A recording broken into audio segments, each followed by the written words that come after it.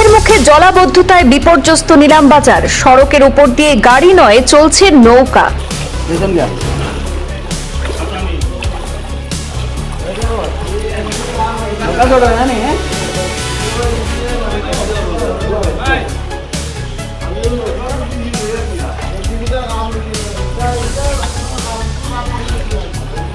নিলামবাজার থানা এলাকায় অগ্নিকাণ্ড সংঘটিত হলে আসতে পারবে না অগ্নি নির্বাপক বাহিনী। অগ্নি নির্বাপক কেন্দ্র এবং চক্র আধিকারিক কার্যালয়ের রাস্তায় চলছে এখন নৌকা। অল্প বৃষ্টিতেই যোগাযোগ বিচ্ছিন্ন হয়ে পড়েছে নিলামবাজারের ব্যস্ততম যাত্রাপুর রোড।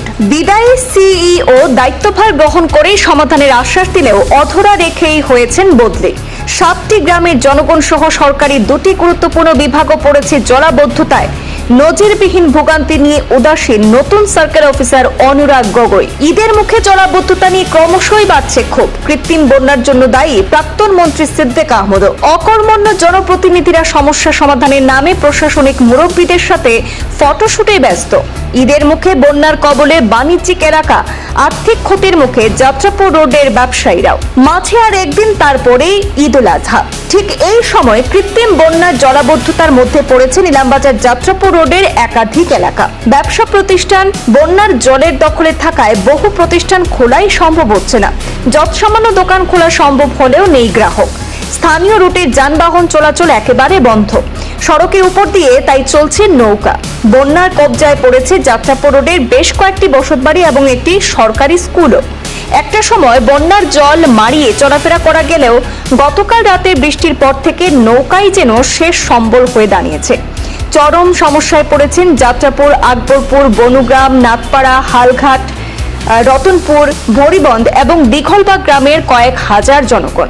যাত্রাপুর রোডের বন্যা পরিস্থিতির সরজমিন থেকে আরো বিশদ জানাচ্ছেন আমাদের প্রতিনিধি বিপ্র। আমি এই মুহূর্তে দাঁড়িয়ে আছি নিলামবাজার যাত্রাপুর রোডে। বর্তমান যাত্রাপুর রোডে এই ব্যস্ততম এলাকার মধ্যে দিয়ে এই যাত্রাপুর রোড, কিন্তু বর্তমান সময়ে কৃত্রিম বন্যায় প্রায় 7টি গ্রামের জনগণ বাঁচছেন। এখানে বিশেষ করে বলতে হবে, এখানে সার্কেল অফিস রয়েছে, অগ্নি নির্বাপক কেন্দ্র রয়েছে। তাছাড়াও এখানে নিলামবাজার যাত্রাপুর রোডে যে মার্কেট আছে, সেই মার্কেটটাও বর্তমানে জলমগ্ন অবস্থায় রয়েছে। সামনেই ঈদের মৌসুম।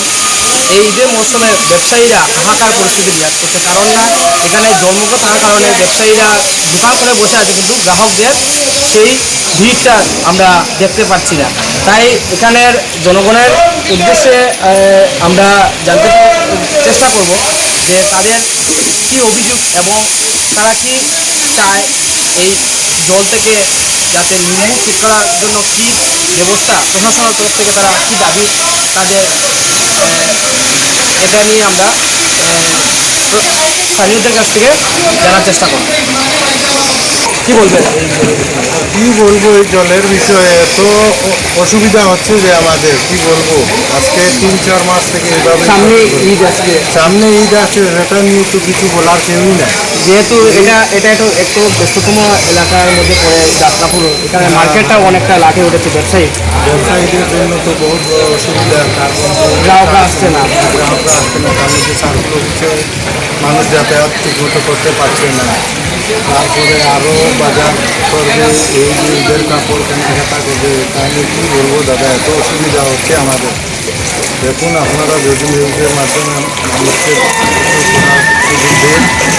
কিছু করতে পারে তাহলে তো ভালো। আমাদের প্রশাসনের উদ্দেশ্যে প্রশাসন কী বলবো, ডেইলি তো সার্কুলার যাতায়াত করছে, ওনারাই কিছু করতে পারছেন না, কিন্তু তাদের এই জলাবদ্ধতা নিয়ে আপনার কী প্রতিক্রিয়া রয়েছে? এটা তো আমরা এমন শুকে আছি, তারপরে কিনা 2-3 মাস থেকে শুকে আছি। বর্তমানে ঈদের বাজার তো নাই, আর ঈদের তো কোনো কিছু নাইও, আর ঈদের লাগে আরও বেশ শুকে আছে। দোকানদার তো এটা সালানি রান্না, আমার দোকানেও সামনে দোকানতে তো কাজ বছর ইসলাম গেছে আবার ঈদের বাজার এত শুকে আছি, আর বুড়া মানুষ উচাল দিয়ে এটা মানে খুব পেটালা শুকে আছে। মানুষ নৌকা দিয়ে হয়েছে, ও তখন নৌকাই হয়েছে। আর এটা মানে এমন শুকে আছি আমরা এই বাজার সব মানুষেরই 20-25টা গাঁয়ের মানুষ এটা অনেকটা শুকে আছি, কোনো অসুবিধা না। তারপরে এটা মানে সকলের বিয়ে সার্কুলারে আর নাম বাকি নেই, এখন আর কেউ কিছু করতে পারছে না, ওলা 4 মাস টাকা লাগবে। প্রশাসন উদ্দেশ্যে কি বলবেন? প্রশাসন টেনশনে শুনিয়ে আসবে কিন্তু কেউ কিছু করছে না তো করতেও না এখন জনগণের ভিতরে আর যেটা একটা আড়াই